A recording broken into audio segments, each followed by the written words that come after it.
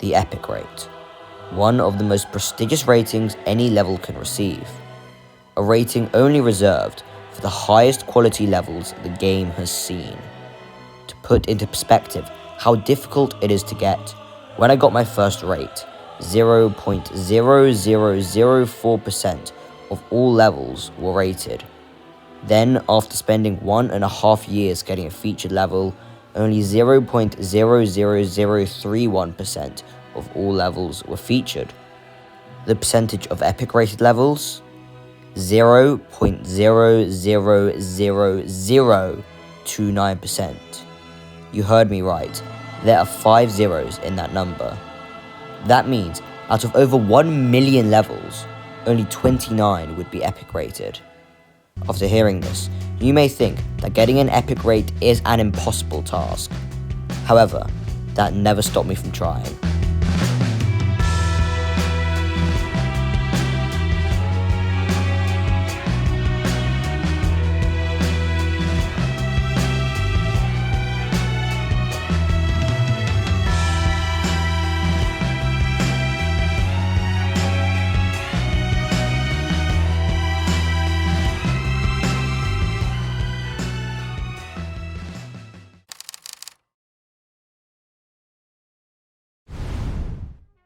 Ever since I started believing my levels were rate-worthy, I always aspired to get an epic rating. Look at this fake screenshot I made of one of my first decorated levels, Expedition, getting an epic rate, despite it not even being rate-worthy. I always thought that something about the epic flame looked so cool, so mystical, so premium, and I always wished that one day I could get one. Anyway, unlike the other videos about getting a star rate and a featured level I've made, I am not going to be starting at the beginning, but rather at when I got my first featured level, as I believe that my previous video in the series, linked in the description in the top corner, is both really good and explains it very well. If you don't want to watch that whole half-an-hour video, however, then here is a quick montage to catch you up to speed.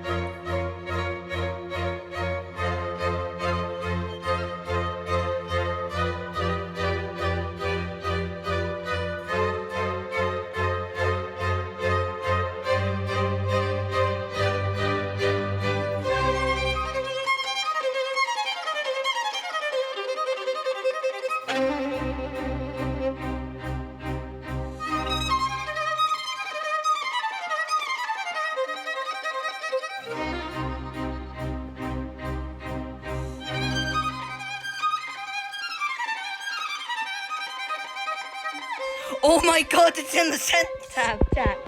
I did it. It's in the center.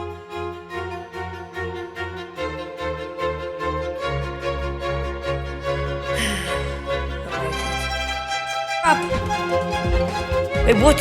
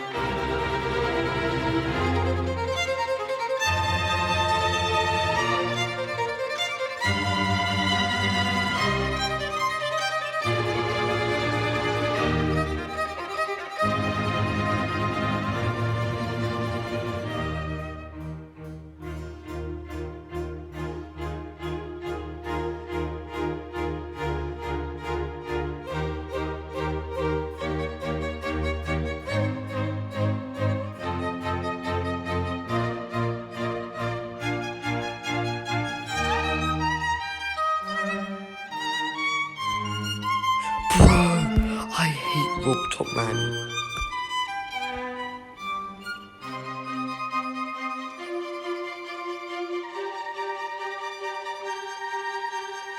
No way did a platform, oh my god. Literally sent 2 hours before the race break. Bloody hell. Why? Why didn't he rate anything? Oh my god.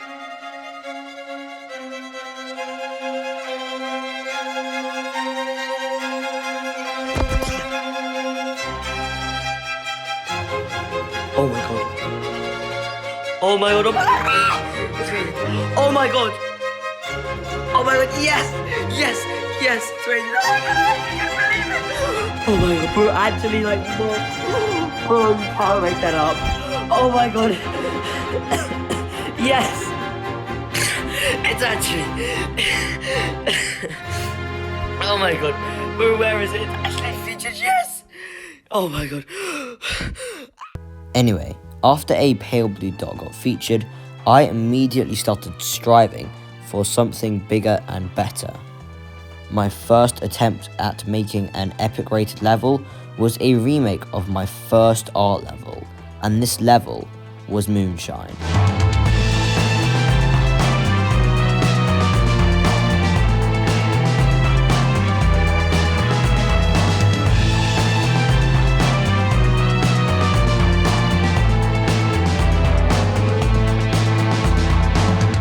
When I made Moonshine, I was immensely proud of it.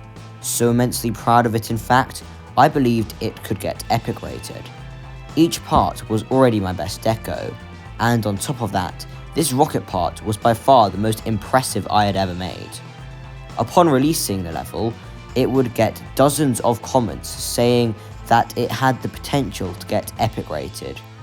My hopes were high, and what completely reinforced this was that, almost immediately, it would end up getting its first send from a moderator named Danolex. Now, if you didn't know already, the way a level gets feature, epic, or even mythic rated is through something called the rate system. The way this works is through 3 seemingly simple steps. The first one is getting a mod to see your level. This can happen through a variety of different ways, which I'll explain later. The second step is to get a send. Once a moderator takes interest in your level, they will play through it and decide whether they'll send it, and for what rating. After the level is sent, it gets added to an in-game tab called the Sent tab. This then leads us on to the third step, the developer of the game, RobTop, rating the level. Now, this game itself is held together by the rate system. It is single-handedly the most important thing that has kept the game going for so long. So you would expect such an essential system to actually, function well, right? Yet sadly that isn't the case. Let's look at one of these 3 steps, perhaps the first one. Getting a moderator to see your level. Simple enough, right? Well, what if I told you that to literally just get my first send, it took weeks upon months of work? Yes, I'm not joking. You see, there are 2 main ways for you to get a level sent by a moderator. Through level request Discord servers and level request streams. Now, level request servers were already entirely out of the picture for me, yet even if they weren't, they're pretty much useless, as level requests typically open for less than 20 seconds every few months due to the sheer volume of people attempting to get their levels seen by a moderator. This left me with one viable option, level request streams. Now, this option isn't much better. You see, thousands of people can join these level request streams, completely flooding the request form, making your level virtually impossible to get seen. This means that to even have a decent chance of getting a send, you would have to attend dozens of streams a week. Now, when a mod finally sees your level, that's not even the worst part. Firstly, the moderator must deem it rateworthy, which is already incredibly inconsistent due to different standards, so even if your level is rateworthy or even feature-worthy, it might not end up even getting sent. And then finally, after your level ends up getting sent, it may seem like after all this, your level would end up getting rated, right? Well, you're wrong. You see, after all this, RobTop still has to deem your level rate-worthy, and then rate it. Alright, I also forgot to mention that RobTop has a really low chance of seeing your level in the first place. For example, take my level of Gem Factory, which has got dozens of sends and almost 10k downloads, yet is still unrated. So now take all these adversities for simply getting a rate, and then multiply it by 3. Yeah, that's how difficult getting an epic rate is. Not only because it's generally just a higher rating and so much harder to reach the quality, but also because the epic rate is probably the most inconsistent rating in the whole game. For example, here are 2 epic rated levels released around the same time. See what I mean? Now anyway, Moonshine's first send was a feature send, yet RobTop is known to occasionally differ from the sends, and this one came at the perfect time, so it could easily be my first epic rate. Anyway, I went to bed that night, hoping I would wake up to an epic rate. Okay, time to see if it's rated. God, please. Damn it! After this, Moonshine would get send after send, some of which being really close to the rate spree, yet none of them would end up getting level epic rated. Almost a month would go by, and the level would slowly gain sends and downloads, yet none would ever result in an epic rate. However, none of these sends were actually epic sends, only feature, and due to a lot of feedback on the level, asking for me to extend it, I would end up making an extension update. Little did I know that this would be the best decision I would make for the level. Come 1st of May, and a Geometry Dash moderator called Sync was streaming at around 8 PM in the evening. I submitted my level to the form, and waited, until he played the level. Good. As he played, I anxiously bit my nails. So many moderators had rejected sending the level for epic, and only for feature.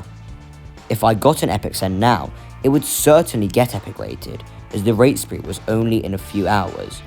All I could do now was hope. Good. Yeah, sure. Epic. My first ever epic send.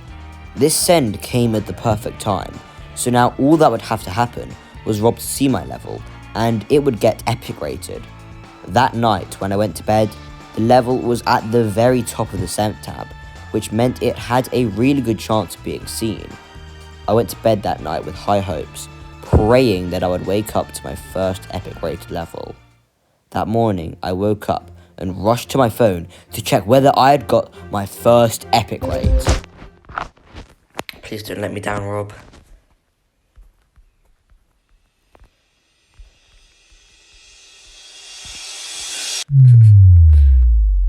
Why? Oh my god, bro. Bro, you barely rated anything. I was completely crushed. All that effort, all that hope, all the hours of grinding mod level requests, and it all came out to nothing. Despite this huge setback, however, all I could do was keep on trying.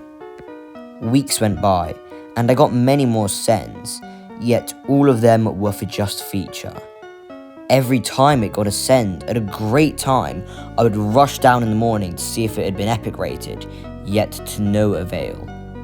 As the weeks rolled by, I slowly but surely lost hope, wondering if the level would ever get rated. That was until the morning of Friday the 9th of May, when I got news of the level being rated. Now, I didn't know what rating it got, yet I had really high hopes of it being epic rated, not only due to my own personal bias, but also because dozens of comments begging for it to get epic rated. All I could do now was bite my nails as I waited for it to load. A remake of my first art level, Moonshine. Oh, that one. The one with the rocket. Gotta go get What? Is it? Yo, it's featured. Yo! It was featured. I was happy, sure, yet it was also really underwhelming. I was so close to getting an epic rate, yet now I was back to square one. After Moonshine, I would spend weeks building a project called An Age of Discovery, which was by far my best work yet, and I thought it could get legendary rated at the time. After finishing this first part, which actually looked really good, I would have many tries at building the next part. However, I just couldn't get anything down for this part, which would lead to me losing motivation, and I would end up wasting months of work. However, after this colossal failure would come my biggest collab yet, and this collab was none other than Spellbound.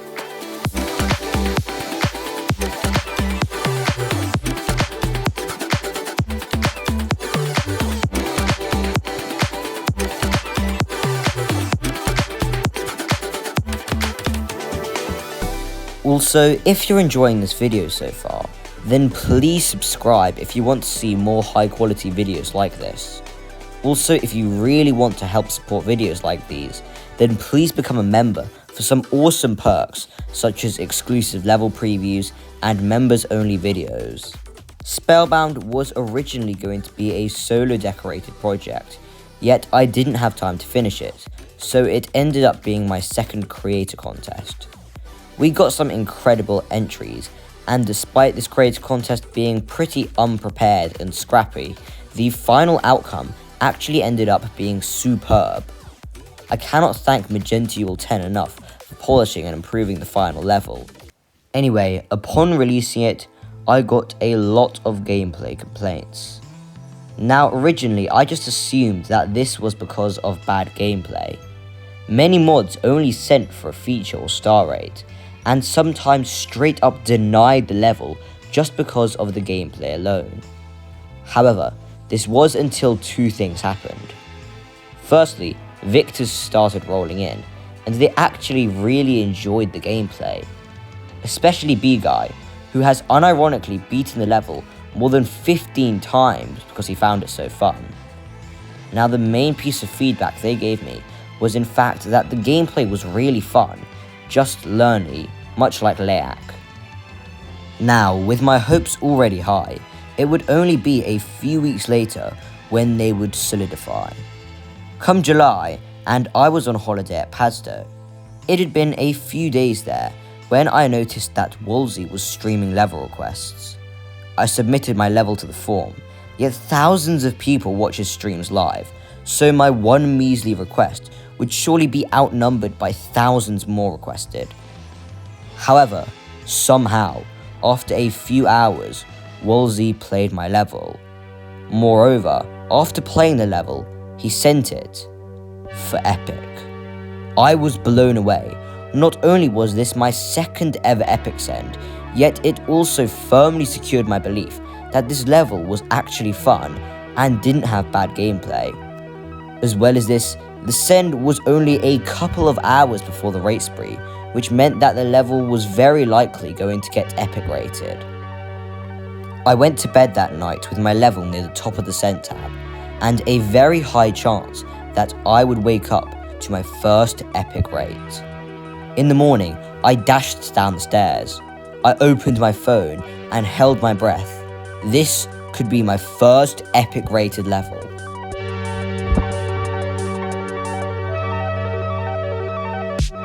Damn it!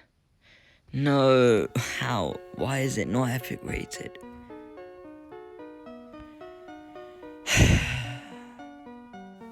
The level wasn't epic rated. Not featured, not even star rated. This was another huge blow to the gut. After this, Spellbound would only get a few more sends, most of them not even for feature. I was truly at a low point.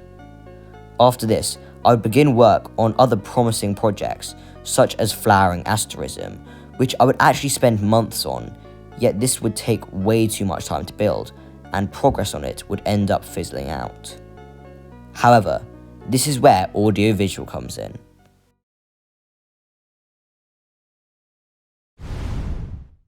You see, at around the time of Spellbound's release, he launched a create contest about sampling assets from permitted creators, and flowering asterism was actually originally going to be an entry, yet I ended up sampling literally nothing, so made it into a solo. Anyway, by this time, I had no real projects to work on, and the audio-visual CC was ending in a few weeks, so I definitely wouldn't have time to make an entry. However, one night, I was struck by a brilliant idea for a level for the contest. In the morning, I just couldn't help myself, and after finding the perfect Camila song for it, I began building the layout. Now, when I began building the layout, I really wanted the gameplay to be fun, so that's exactly what I tried to do. However, when I started building the gameplay, I just didn't really like it for some reason, yet I ploughed on. I continued building, and when I built the drop, my hopes rose again. This part was probably some of the best gameplay I'd ever made, and this only got better when I made this spider part with superb sync and still feeling awesome to play. I then made this kind of filler ship part before this UFO, wave and ball. These parts were pretty fun, yet weren't as good as the rest. I then made this UFO part, which came at the second drop of the song, which was really fun. Finally, I made this filler ship part, which I made in only about half an hour, as by this time I only had about 10 days left to decorate. With the gameplay done, I was now only left with 10 days to decorate. I started by making this glitchy cube part to set up for the level. The whole level actually builds itself right in front of the player, which is supposed to represent a creator building layout whilst you're still playing it. Now this level was a sampling CC entry, so I was going to theme it around sampling. I know, creative, right? Okay, so more specifically, this level would be themed around a player who believes that they're not good enough at creating, so has to resort to stealing. The player originally just takes from levels, yet as they steal more, they begin to develop a program that can just rip parts straight out of the whole level into their own one. The end of the level would then be the program glitching and going crazy, taking dozens of block designs and assets from levels until the level ends. Now, despite this being for the sampling CC, I still had a mammoth of a level to build in just 10 days. Not only would I have to build the level, which would be easier with the sampling aspect, but I would also have to seamlessly integrate a precise recreation of the GD interface into it, and use this to actually make it seem like every asset was being dropped in by the player. Anyway, I started by sampling this sunrise background from Endeavour, shifting around the clouds, adding to some of them, and adding a neat parallax effect. Now for the block designs, there were going to be two distinct types for this part. The first one would be a kind of glitchy loading block, which would represent unfinished designs, and then the second one would be sampled from Wictord's part in Astrolith. Now, I thought that the block design would be pretty easily constructed originally. It took me a really long time to choose Wictord's part in Astrolith, as he's literally the only collab member with their own part in Astrolith that was cleared on the list. However, this assumption was completely wrong, as it turned out that most of the block designs in Wictord's part were completely fused together into a few behemoth blocks, which meant that instead of just being able to sample block designs normally, I would have to take each individual asset, then reconstruct the blocks in a different way to actually make the part feel coherent. Now, just before I really started getting all the block designs in, I decided to let a few creators that I knew playtest the level, so they could give feedback. They really helped me identify a lot of key problems with the gameplay, and the level wouldn't have been as fun as it is now without them, so thank you so much. After a full day of building, I would finally manage to finish all the block designs. However, due to the setbacks, I wouldn't be able to build any more that day, as the blocks had taken up all that time, so I went to bed on day 2 of decorating, with just the block designs and background alone, without me even finishing air deco and subtle details. The next day, I woke up and immediately started working on the level.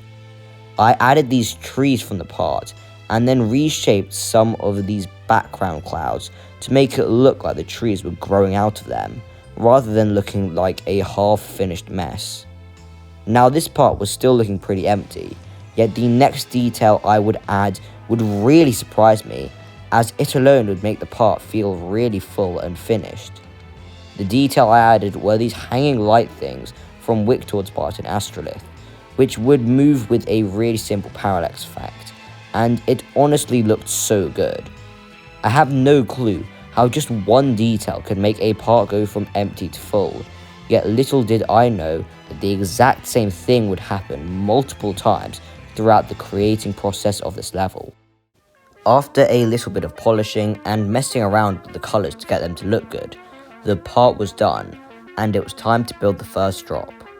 Before I started building the drop, I firstly had to find a block design to sample from. I spent 7 hours looking, yet I couldn't find any, and ended up wasting most of the day. However, I would end up using this background, again, from Endeavour, and after editing it a lot and adding this really deep parallax, the background was done. Now it was time for the block design, and after previously struggling so much to find a block design to sample from, I decided to make one on my own, inspired by some of Wolsey's work, using these shiny block things to make an interesting looking block. I put the blocks around the part, and after adding a really interesting area move, it looked really good, and I couldn't believe that a part I originally had so much trouble with ended up looking really good. Now, despite going to bed that night with only the background and block design, it ended up going much better than it would have, and the part already was feeling pretty full, so I would only have to add a few air deco details. In the morning, I went downstairs and would end up finishing the part. I would then begin work on this spider part, with super fun syncing gameplay. I would first add this background that I adapted from a level called Overclock by F. Judd. This would end up looking pretty mid, yet I continued building. I would then sample these block designs from Pink Sunrise by Wictord, which took forever because the colours were all completely different. Anyway, that night I went to bed, and despite the spider part looking pretty terrible, I was still proud of the initial drop segment. The next morning, I woke up at 5 AM to go on holiday. It seemed like I would make little progress due to it being so early. However, little did I know that I would be struck by a burst of inspiration to add some sort of loading screen thing to give it some more air deco and depth. However, after spending only 20 minutes of adding screens everywhere and adding a bunch of different text on each of them, it ended up not only looking good, but single-handedly turned the part from looking pretty bad to really great. Now, after I got through the airport, I had an 8-hour flight, which would be the perfect time to build as much as I could on Finders Keepers. Now, on the flight, I wouldn't have connection to internet, so I decided to download as many levels to sample from as I could before getting on the flight. Now, I had quite a lot of levels downloaded, so hopefully I could get a lot of work done on the flight. I got on, yet I was just at a complete loss for ideas. So much so, in fact, that I would end up procrastinating for hours and would end up making the ship part into a layout part like the first one. This would then introduce some more lore though, in terms of the stolen levels loading. I would then have to work on this UFO part. Now, I spent so long searching for a level to sample from, yet would end up coming up with nothing. That was until I had the idea to just sample a full short section from a bunch of famous levels I had saved on my profile. I would end up splitting the part into 3 segments which would change to the music. I would spend hours trying to find the perfect level to sample from, yet they were all far too complicated to sample from in the time I had left. In a split-second decision, with the clock running down, I eventually decided on a level called I Spy with My Little Eye by a creator called VoxyCat. Little did I know, this would be the best decision I could have ever made. I would begin work on the I Spied My Little Eye part, which actually took a really long time due to it being very frustrating to sample from, as all the colours became messed up, and the I Spied My Little Eye editor was just being a general pain overall. However, despite this, I managed to effectively finish the part, minus a bit of air deco and a few effects. However, the part taking so long, combined with the procrastination, would mean that I would not only have to scrap the switching levels idea, but also these two pretty mid parts ended up taking the whole flight, which I had planned to complete 3 good and unique parts on. At this point, I was beginning to lose hope. With only 4 days left, and the second half of the level being in shambles, I was out of time, ideas, and motivation. If I couldn't finish the level in time, not only would I miss the deadline of the creator contest, but this would also mean that I wouldn't be able to upload the level, as you were only allowed to sample assets for the level from the competition, which meant that if I couldn't upload the level in time, then it would be regarded as stolen and could never get rated. This meant that I could either force myself to continue and try to get the level out, or just let the level that I was so proud of and had already poured so much effort into die. The choice was a no-brainer. As the days passed, I realised something. I would have to remove a large chunk of the second pre-drop to have any hope of finishing. Luckily, those parts weren't the best in terms of gameplay, and after some tweaking, the song managed to flow perfectly and seamlessly into the break of the song. As the deadline drew closer, I would finish the very short pre-drop segment that came right before the drop, and would begin work there. By now, it was the final day of the deadline, and I had only 3 hours left to build, because I was on holiday if you hadn't gathered already. So these 3 hours would decide the fate of the whole level. I knew that I wanted this part to be a glitchy, chaotic part, where the blocks all spawned in front of the player. So I started building a trippy background with particles. In my panic, I made this line thing, which looked pretty terrible, yet it was too late to change anything. I started making this grid, which made it look slightly less terrible, and after adding some glow, it started taking a turn for the better. I then started layering these particle things on top of each other, and made them lock to the camera with slightly different values. The part was beginning to look pretty good, yet even though I had the background built, I still had all the block designs to do. I started by building this base block design that looked pretty mid, so the player would be able to see where the obstacles were before they spawned in. Despite these blocks looking pretty bad, I knew that it wouldn't matter much once I had sampled the block designs in, especially once I had added all the effects.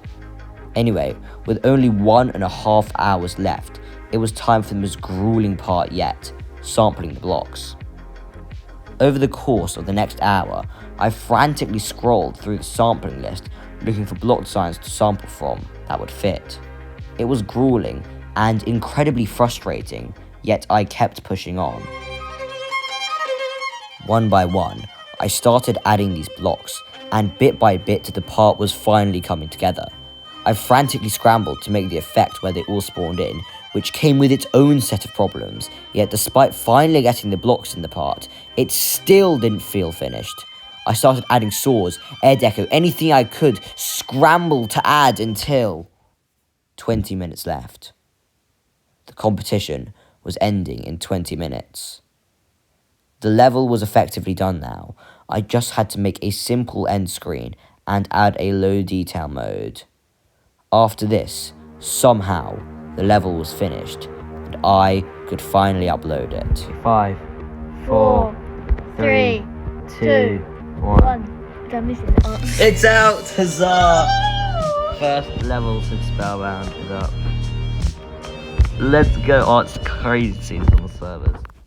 Upon uploading, a few great things happened. Firstly, it got a bunch of positive feedback, with even Hack695 saying it was epic worthy. Then it would get into the magic tab, which would not only allow it to get thousands of downloads, yet would also give it a chance of mod seeing it, without me having to go through the pain of watching hundreds of level request streams. Now after this great news, I would go to sleep, with my hopes set high for the next day. When I woke up, the level had a few hundred downloads, and was still nearer the top of the magic tab. Although it wasn't thousands, it was still quite good, and it was still pretty high up in the tab. That morning, I would leave to go on a bike ride around Central Park, and would then go to a museum. During my time there, I checked up on the level a few times, and to my delight, it was still steadily gaining downloads, now at about 500. Anyway, after being out all day, I got back and saw something incredible. Or should I say, magical. You see, whilst I was out, a moderator had seen the level in the magic tab, and had decided to send it. For what? I would never know. However, the rate spree would be coming up in only a few hours, so I would just have to wait to see what it got.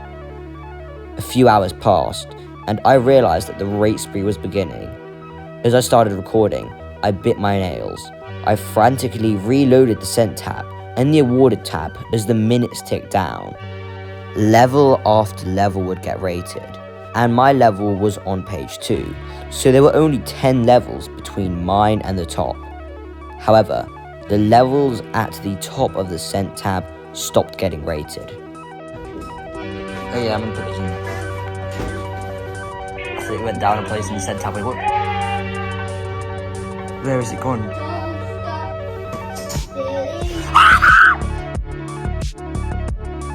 Oh my god, Jack, it got epic! Oh my god!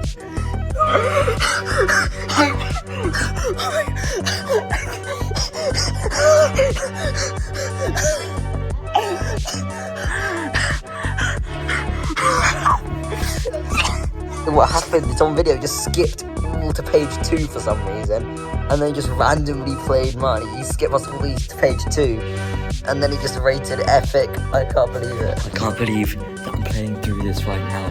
Look at that. Oh my god. The downloads.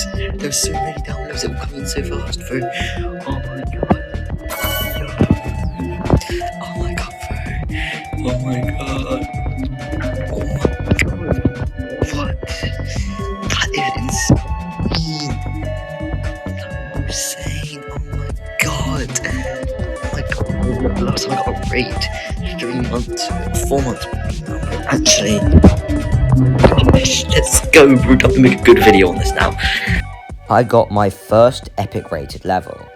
I felt completely ecstatic, and still do now. However, remember when I said that choosing I Spy with My Little Eye to sample from was the best decision I could have made? Well, little did I know that this one decision would lead to me getting a Nexus showcase.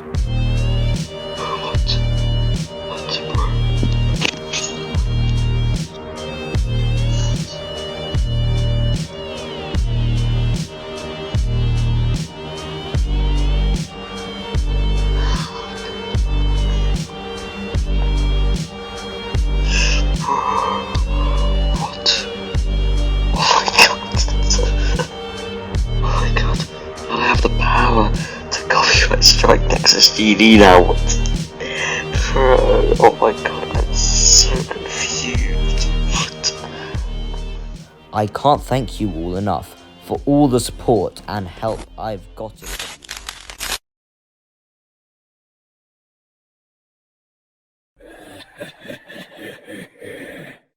You thought that was it? Of course not.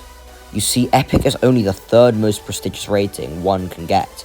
I still have to get both a legendary and mythic rated level. So to start progress on getting a legendary rate, along with this video, I am releasing my newest level. After 5 months of work, I present to you Flowering Asterism.